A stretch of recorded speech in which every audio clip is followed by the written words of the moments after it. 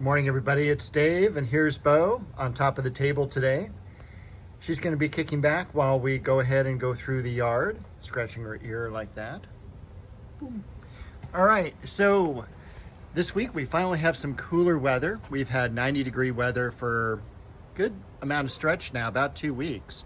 And now we're down into the 80s, and by tomorrow we're going to be in the 70s. And of course, coming up to the middle of the month, we're going to be planting some fall plants. Finally, it's safe to do that, and I'm really excited. We also have an order coming in next week from White Flower Farms. I got some daylilies that I'm going to put in this bed that you're looking at here behind the zinnias.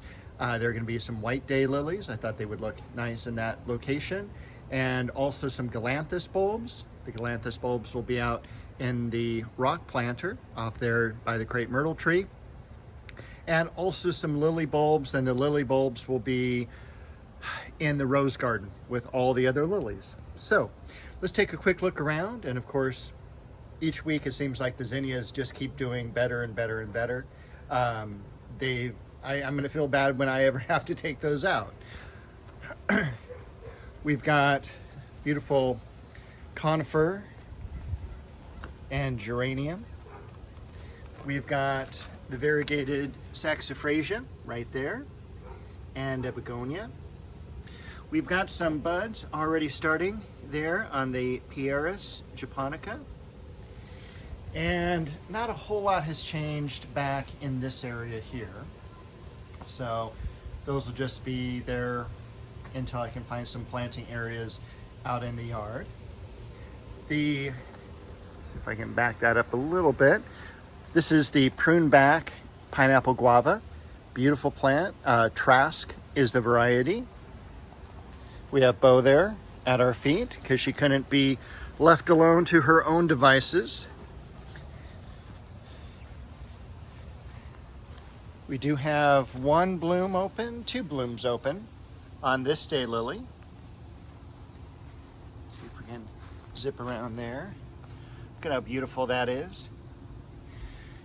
And a ton of buds yet to open. So excited about that right now. The impatiens looking good.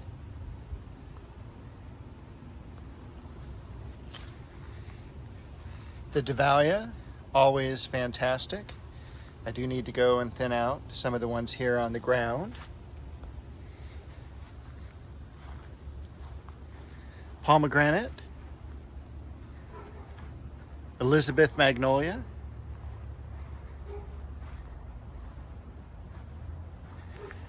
Looking forward to working in this space later in the week, cleaning this out. Been working a lot in the front yard. I'll show you everything I've done up there.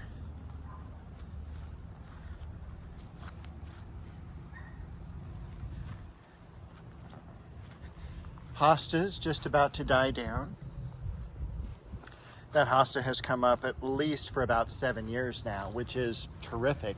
Hostas don't normally grow here in Southern California, which is really weird when you think about how important they are in other parts of the US, especially the New York area.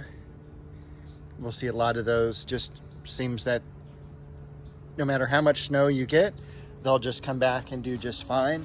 Look at the richness of color that you've got in that burgundy glow ajuga. Can't wait for that to bloom next year. And I thought it would look good, especially next to the variegated conifer there.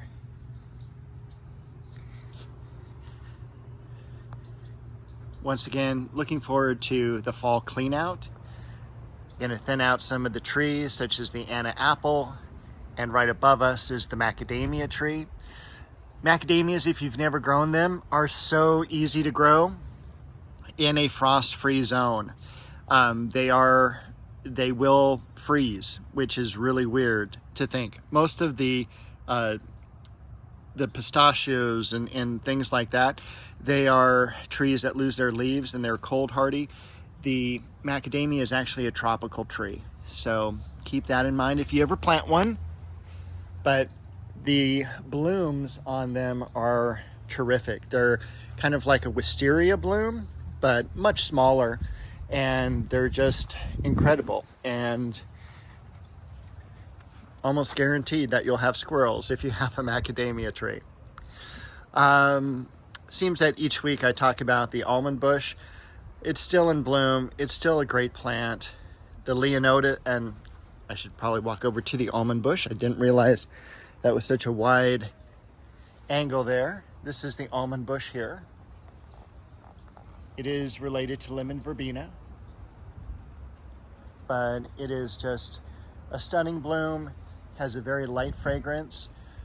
You have to be right up to it in order to smell the fragrance, but it is very, very hardy, takes the heat, has taken some drought, and it's supposed to get up about 12 to 15 feet. So we will see. That'd be a perfect area, perfect spot for this here. The Leonotis so it has some great blooms on it. And when we cut that back, probably in the next month or so, I mean, look at how massive that plant is. It'll really start to thin out the garden. We'll take out the plum tree, because of course the plum tree did not make it this year. It struggled last year, and we noticed there were some termites in the tree as well, and that just needs to go. So we will remove that, and in its wake, we will plant something right over here, since it's a little bit more room, just maybe another foot or two over. That is Duet, one of the best roses to plant. We also have some Lynn Anderson roses that have opened up a little bit off cycle there for that one. Got hit with a little bit too much heat. Otherwise, the color variation would be a lot different. The apricot tree, doing terrific. The bay tree.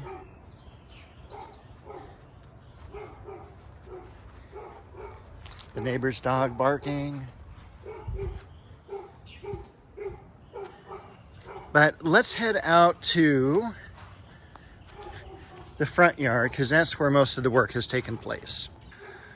All right, so this week my goal is to start pruning back on this Cape honeysuckle. Cape honeysuckles look great in a 1 gallon and 5 gallon container, but they are a beast in the yard. They'll get up to that 15 feet height. If you have room for them, great. Otherwise, take a look at those vining branches. Definitely not a vine, definitely more of a hardy shrub, right? Be weeding out the rose bed area, pruning back the ligustrum, resetting some of the bricks here that have lost the mortar around them, and also cleaning this area out.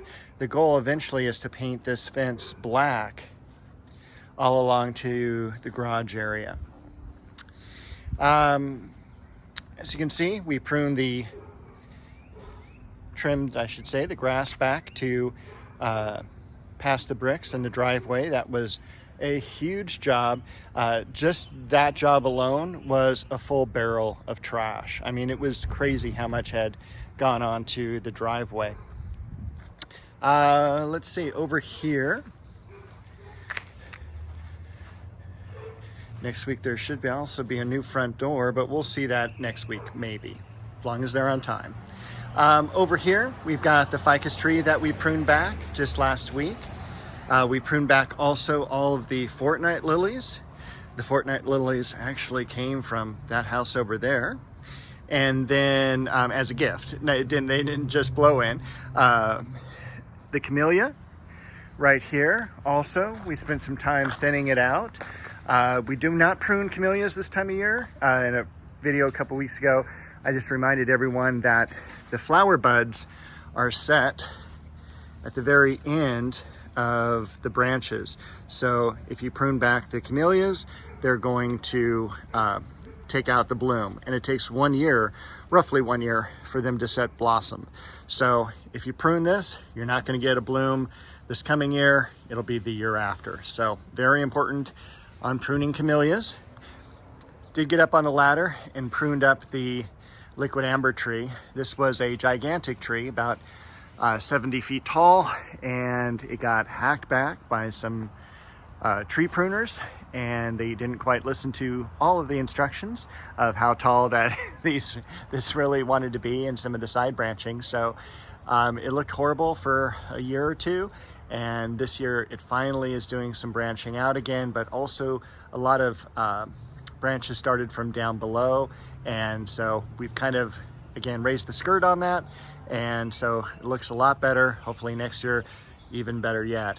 But you would not have believed the amount of material that came off of that tree. And of course the fortnight lilies still have a few more to do over here, and also we'll be pruning back this ligustrum seedling. Was able to do a little bit of pruning as well on the xylosma, and you're looking at basically just this area here.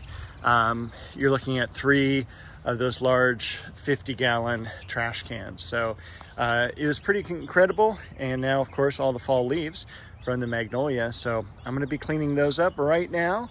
And thanks for joining me and Bo this week. We'll be back next week to have another garden video.